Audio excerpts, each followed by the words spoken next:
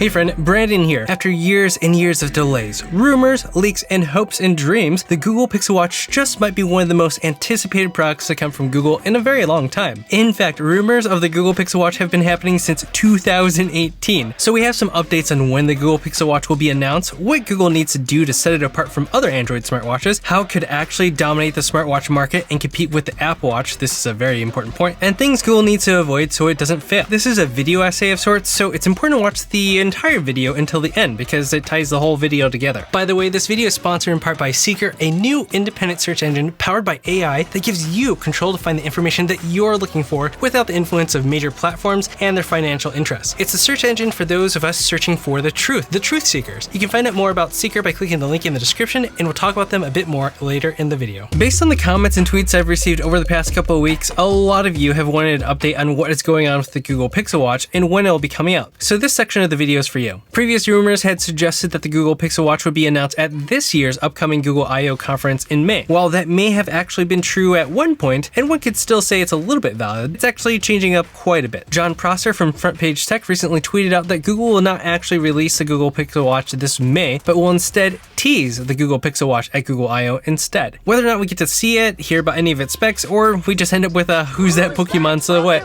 we're not quite sure yet. I imagine it's more like a silhouette, but let's be honest, we already know what it looks like. At least the Pixel 6a is going to be fully announced, but even the release date for that is being delayed until the end of July. You know, likely to do with supply chain issues. What's new? With that said, it seems like Google will formally announce the Google Pixel Watch in October of this year alongside the Google Pixel 7 and 7 Pro, with the release coming shortly after. Along with that rumor is the announcement of the Google Pixel Notepad or Foldable's existence. So it looks like October is going to be a very expensive month, as long as we don't have that whole supply chain issue just kind of knocking at the door again. Right now in the Android smartwatch ecosystem, there is a surprising lack of full-fledged Google-fied options right now. You do have many other options, but they either are a custom operating system or they're using a limited version of Wear OS 3. Actually, by they, I mean Samsung. On the Galaxy Watch 4, you can't even use all the body monitoring features like the ECG, the sleep monitoring, unless you have a Samsung phone. It doesn't even let you use the Google Assistant, and that's been like scheduled for months as coming soon. How long has it been now? A smartwatch that doesn't have foundational Google features and doesn't provide flexibility to use it on any Android device you want in full doesn't actually seem like a very googly smartwatch to me. Actually, a really googly smartwatch would work on both Android and iOS, but more on that later. Here's an interesting point. Wear OS 3 was announced at Google I/O 2021, and nearly a year later, what other smartwatches with the newest version of Wear OS are out there other than the Samsung Galaxy Watch 4?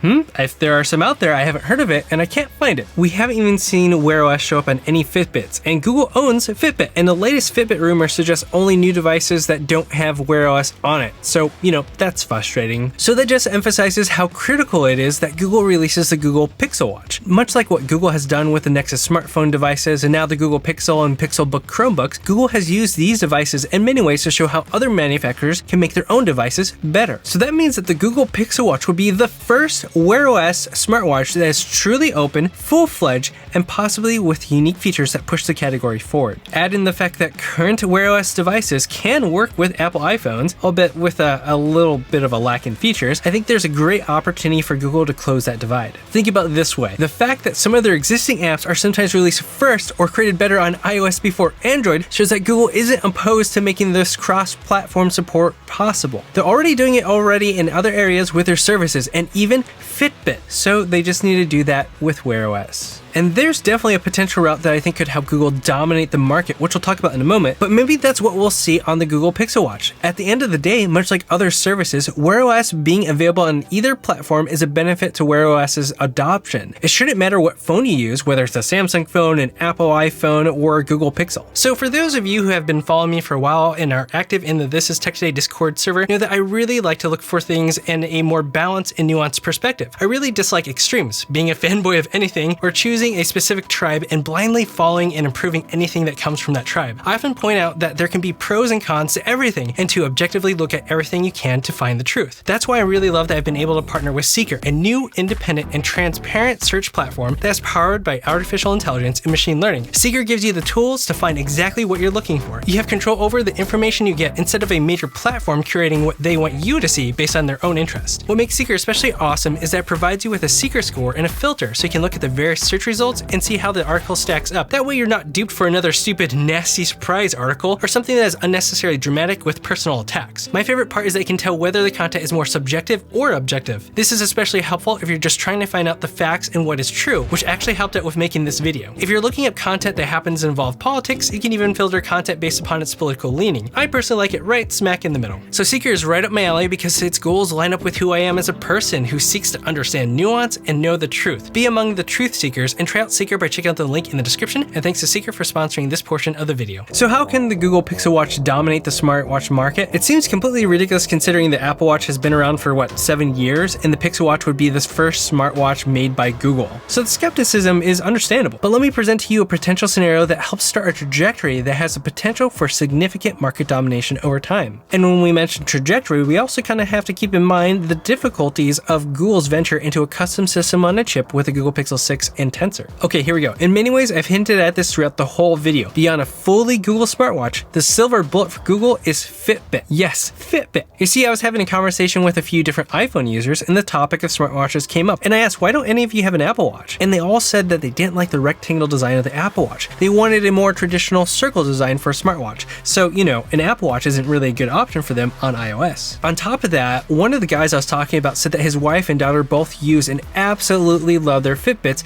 and wear them all the time. They have no desire to leave the Fitbit ecosystem and they'd love to get a smartwatch, but they won't leave Fitbit. So do you see where this is heading? You have 3 categories of people mentioned in this video. Those that already use Android and want a real Google version of a smartwatch, iPhone users that want a different kind of smartwatch, and those that currently use Fitbits that want a more robust smartwatch experience, but without leaving the Fitbit ecosystem. The Google Pixel Watch leveraging their Fitbit ecosystem and established a devoted community of users in the package of a more traditional watch form factor on a powerful smartwatch Wear OS 3 operating system with cross-platform support could be insane.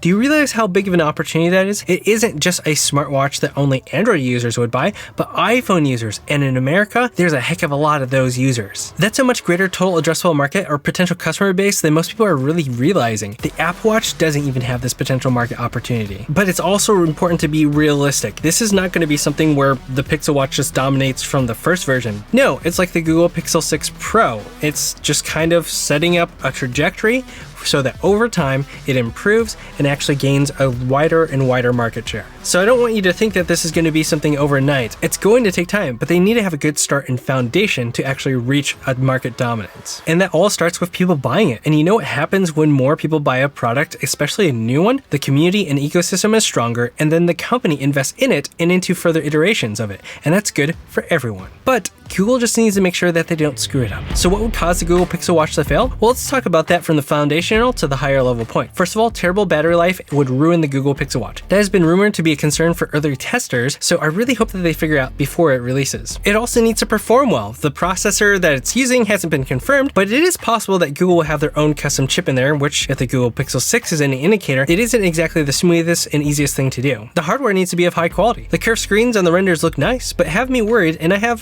had some bad luck with curved screens. What good is a smartwatch if it's easy for the screen to shatter? And if you really pay attention, it's kind of amazing how much we accidentally bump parts of our bodies into things, you know, without realizing it. The pricing has to be competitive. If I had it my way, I'd price it at a mind-blowing good price, like what we've been seeing with the Google Pixel series lately. And it must have Fitbit on it and not Fitbit Lite. No, like a full-fledged Fitbit experience with all the fantastic monitoring features and the community. The community is crucial because competing against each other is easily the area that keeps people in the community and happier with their experience. And then finally, they have to actually make it cross-platform. And they can't slack on it. They have to go all the way to truly dominate the market. Otherwise, well, it'll just end up being another smartwatch for Android users. But I'd love to know your thoughts about this, whether you think it could work and what else you'd want or are worried about with the Google Pixel Watch. Let me know in the comments and in the This Is Tech Today community Discord chat server. Thanks for watching This Is Tech Today. Until next time.